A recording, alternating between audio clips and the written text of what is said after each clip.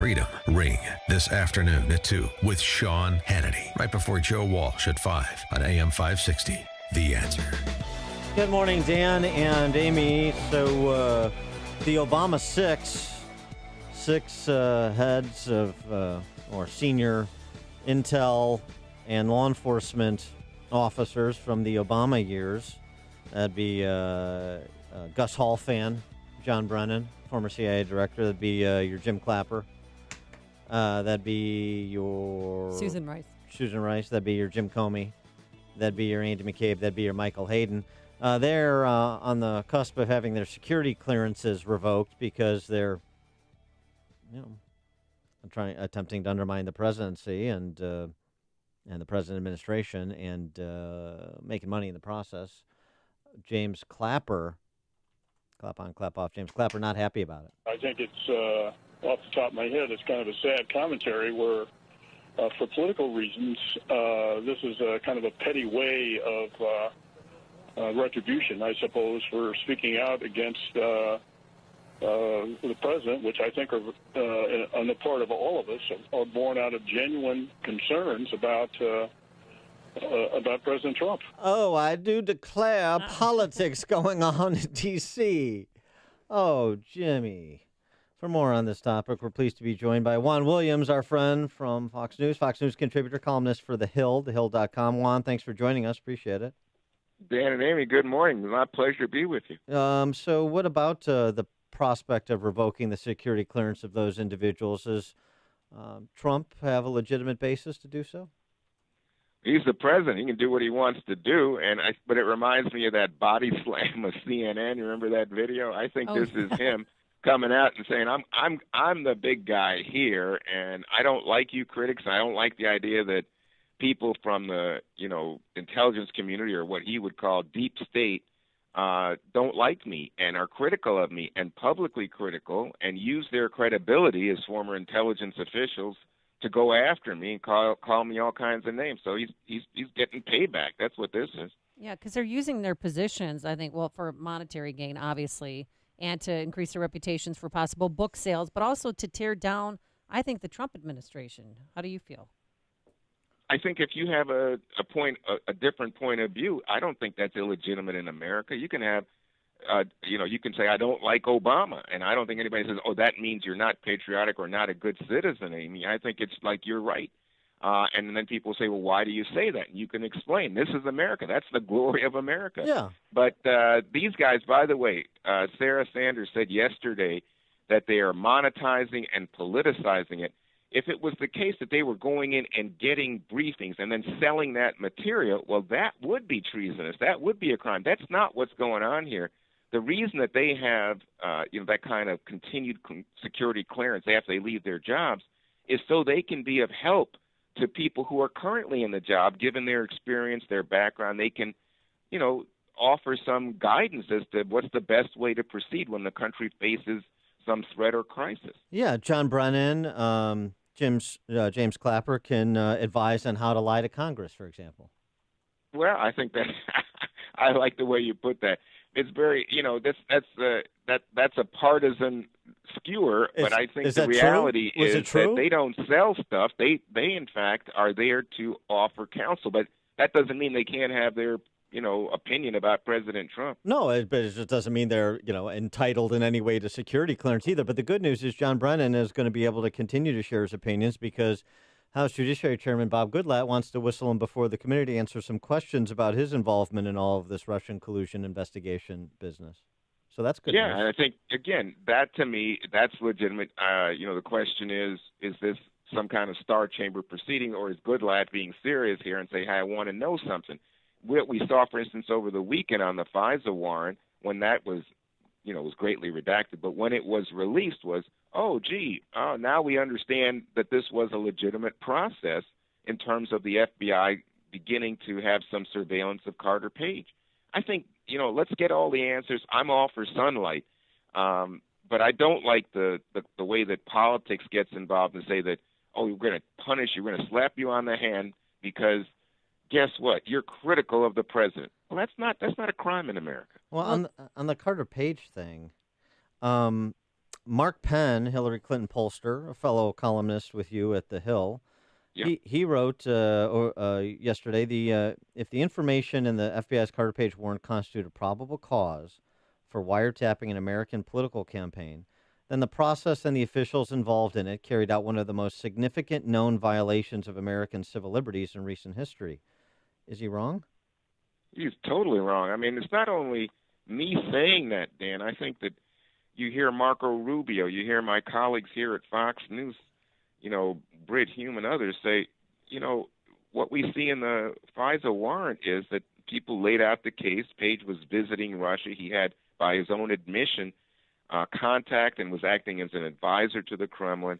He was then in the Trump campaign and was clearly seeking information. And so it's like, well, of course, that's the FBI's job. They're supposed to protect America.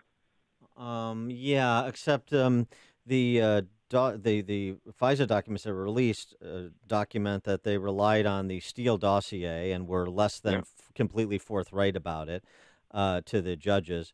And then Yahoo and other news reports that they and now after the fact, after the release, other people are mischaracterizing as sort of corroborating material. It's none of that is true.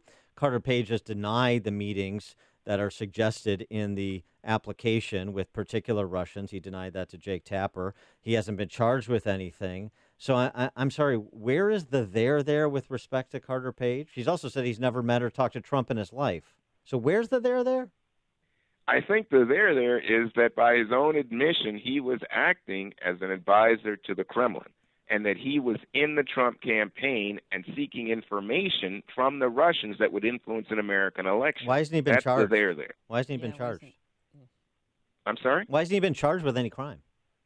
I don't think he's been charged, has he? No, why hasn't he? But why hasn't he? If he did allegedly do this. Why hasn't he? I think the reason is that they're still trying to manipulate him and trying to use him in terms of what information he'll provide. And by the way, the fact that he's out there and that there was this FISA warrant, by the way, again, approved multiple times by 4 judges who were put in place by Republican presidents. Yeah, it doesn't matter. I think the reason that he's still out there is that they may agree with you, Dan. He's not a big player. Right. And so the flimsiness of this application to surveil him in the first place is called into question, number one. Number two, Ron, would you at least stipulate that these judges, forget who they're appointed by, they are deferential to FBI and DOJ that come to them for these warrants? I mean, 1/1,000,000% of FISA applications have been denied by judges that have been appointed by Republicans and Democrats. So that doesn't kind of suggest that this is so sort of bipartisan support that this was legitimate. It suggests there's bipartisan deference to law enforcement. Wow. Wait a minute. Is this Dan and Amy? I must have gotten her on the wrong show, because I think conservatives have a great deal of deference for law enforcement and want law enforcement to work in our country. And there's a reason that judges are willing to listen to law enforcement. All this was a presentation of preliminary information. This wasn't intended to convict Mr. Page of anything. It was just simply saying, this is someone we have to keep an eye on. Uh-huh. Yeah, well, I mean, the probable cause here. I mean, am I talking to the Juan Williams? Because the Juan Williams would be concerned about legitimate threshold probable cause being proven for some sort of surveillance. You got me on that one, and I'm saying to you, as Juan Williams, what I see in the warrant is they made an extensive case, much of it redacted, so we don't know all the information. But even with what we can see, they made the case. This guy had some contacts with Russians. Mm-hmm. But they referenced most of their case on that Steele dossier, which was paid for by the Clinton administration, and the DNC. That's there, Amy. It says this was paid.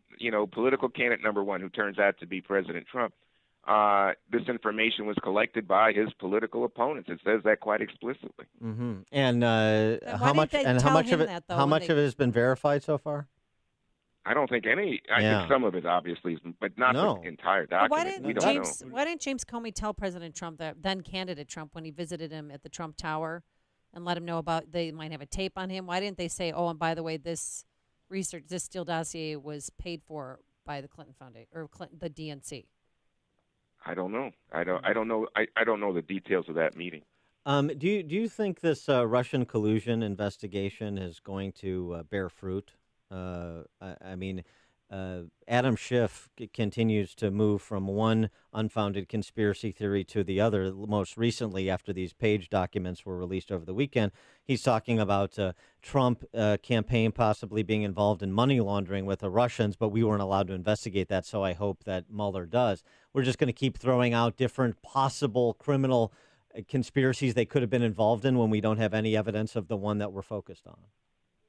Well, I disagree with you. I mean, it seems to me that there have been multiple indictments. We just last week, I guess the news comes so fast these days, it's hard to keep track. But, I mean, even before Helsinki, you had a dozen Russians indicted.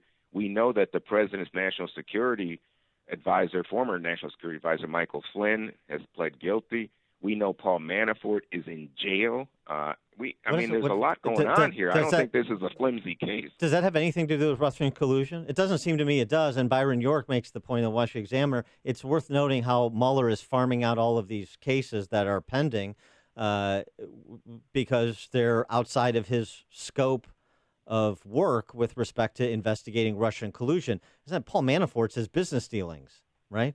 Maria Butina farmed out. Michael Cohen farmed out. Russian indictments in absentia, big deal. Public, that's virtue signaling indictments, at least as it pertains to the Trump campaign or the president himself. So what do we have in terms of evidence of Trump or his inner circle colluding with the Russians at this point? I don't see that we have any. I mean, I think that this is an ongoing investigation. All right, very good. That's okay. I just want to establish some facts here. I want to ask you this other question, too. I got to get your opinion on this.